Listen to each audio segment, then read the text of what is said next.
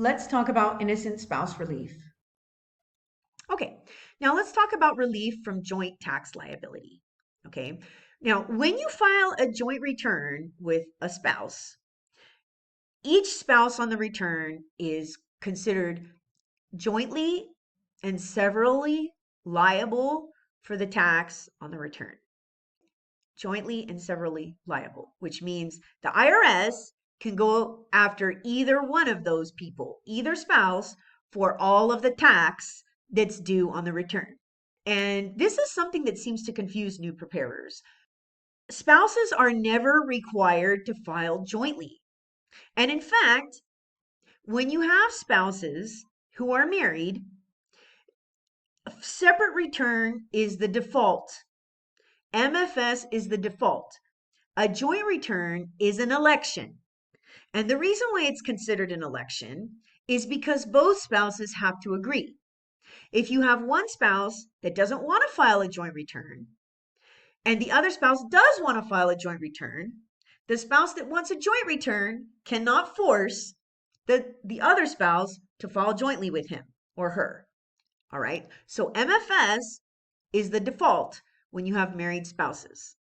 Joint return is an election. It's always an election. Okay? Now, this whole thing with innocent spouse and separation of liability and equitable relief only applies when taxpayers have filed a joint return.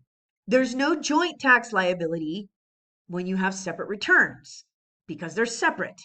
In some instances, if you have taxpayers who file a joint return together, one spouse can be relieved of the tax, interest, and penalties on that joint return. But special circumstances have to apply. And once again, I am not talking about separate returns here. All right. We're only talking about taxpayers who have filed jointly and now they're regretting it. All right. Okay. I'm just being real here. This is a person who's full of regrets. All right. Okay. So a taxpayer can file a claim for spousal relief under three different grounds: innocent spouse relief, separation of liability relief, and equitable relief. And we go over this a lot more in the book, and there's examples in the book. This is not injured spouse. Injured spouse is something completely different. Innocent spouse and injured spouse are not the same thing. We're just talking about innocent spouse relief, separation of liability relief, and equitable relief. And once again, this only applies when you have taxpayers who have filed a joint return. Okay, now let's talk about innocent spouse. Innocent spouse is the most common type of relief that's requested by a taxpayer who filed a joint return with their spouse. And now basically what ends up happening is the IRS is going after this person for the tax that's due on the return, and they're really regretting filing jointly with their ex. Usually, that's the scenario, right? Now, I will tell you that these types of claims are almost always initially rejected by the IRS. So that's the word around the water cooler in the representation tax group. Oh, by the way, I know Facebook kind of sucks out loud and it's terrible and they sell your data and everything else, but there's a lot of really good tax groups on Facebook. And one of them is the representation tax group. If you want to start doing representation work, you have to be an enrolled agent or an EA. You have to be an enrolled agent, attorney, or a CPA to actually join the group. They won't let you join if you're not an enrolled practitioner because you have to be able to do representation. But once you become an enrolled agent, I really suggest that you join that group because they talk about these sorts of scenarios, which are not necessarily commonplace if you're just doing regular tax return preparation. So all of the really important taxpayers that do rep work are members of that group.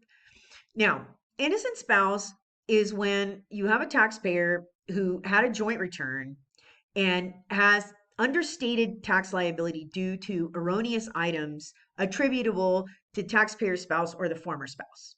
So let's say I filed a joint return with my husband and he had income that he didn't report or reported incorrectly, and the IRS comes in, examines the return, and assesses a bunch of additional tax, then I'm going to be mad, right? Because I filed a joint return with him, and all of the problems are stemming from his erroneous income that was either underreported or wasn't included in the return. He didn't tell me about it.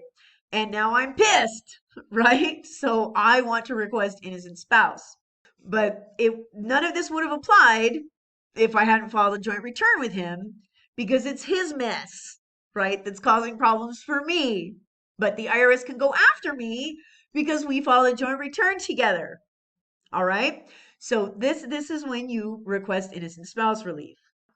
Let me give you an example, and I haven't done very many of these, I'll tell you, because I don't like to get involved in these types of messes, right? You understand why, right? Because this is always like drama, right? And I'm not a fan of this type of drama. But there are tax professionals that kind of specialize in this sort of thing. And if you have a stomach for it, there's a lot of money in this type of rep work once you become an enrolled agent. Let me give you an example. So Emily and Barton filed joint returns during their marriage. Okay. Emily leaves Barton and files for divorce. Their divorce was final on December 31st.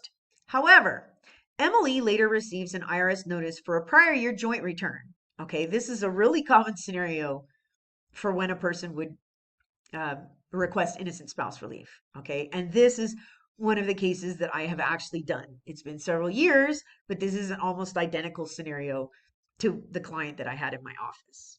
Taxpayers were married, they separated, later divorced, and then a prior year return came under audit. And they were going after actually the husband in this case for this identical scenario. So Emily later receives an IRS notice for a prior year joint return that she had filed with her estranged husband, indicating that $25,000 in gambling income was not reported. She finds out that Barton was hiding a gambling problem and had won that money during their marriage and failed to report it.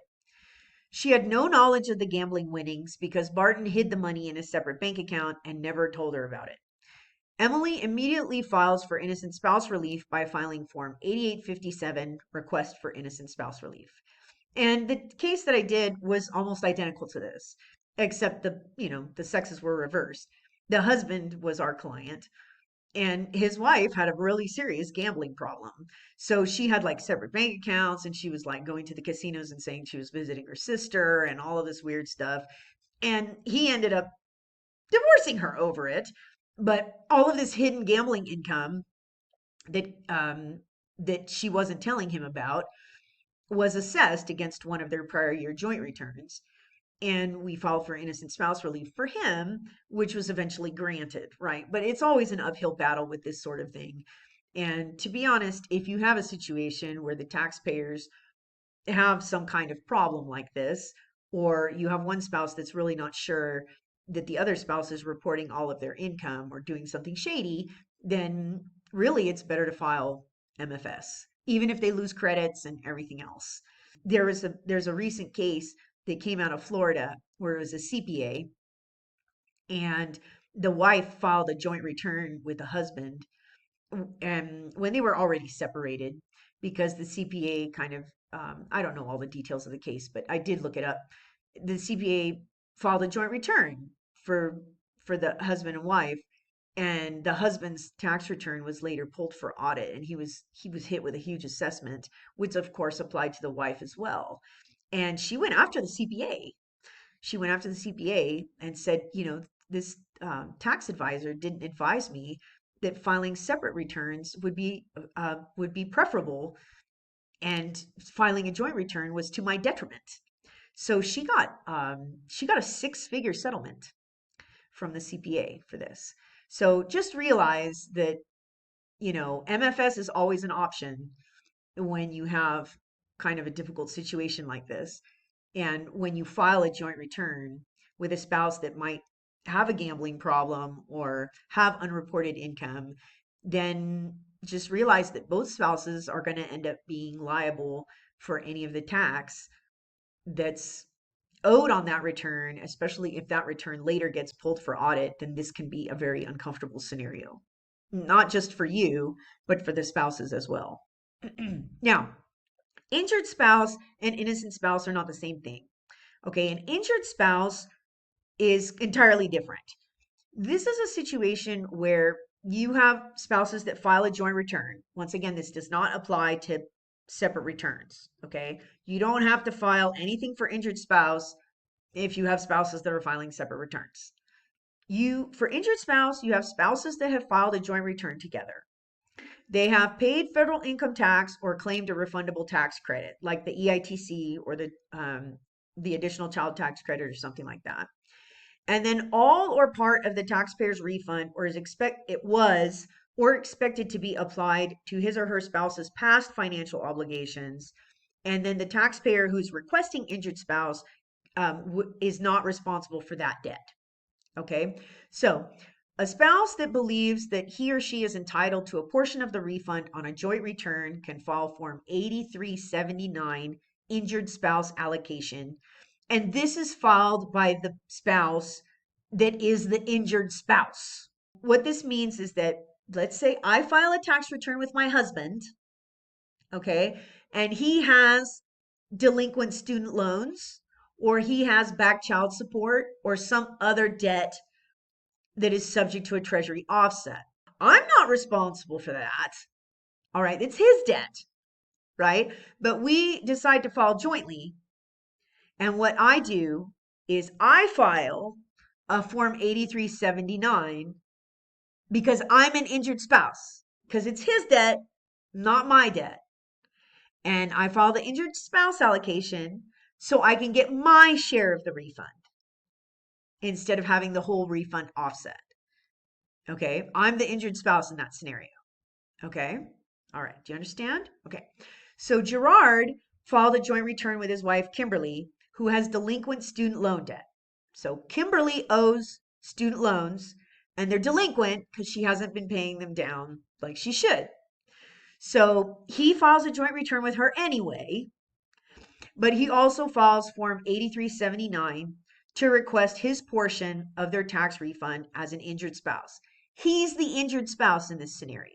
The IRS will retain Kimberly's share of the tax refund to offset her debt, but will allow Gerard to obtain his portion of the refund. All right. And some states don't like have any kind of injured spouse that they recognize. So sometimes you'll do this and the state will take it all. So, the only way to really guarantee that a taxpayer's refund is never going to be offset is to file a separate tax return.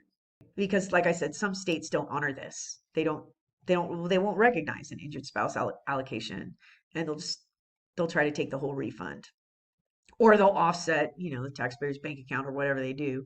Depends on how aggressive the state is. But, if you have spouses where this sort of thing is going on, in that case, it really is better for them to just keep all of their finances and their bank accounts and everything really separate. All right. Okay. Safer. We've reached the end. Please make sure to subscribe and check out our other educational webinars.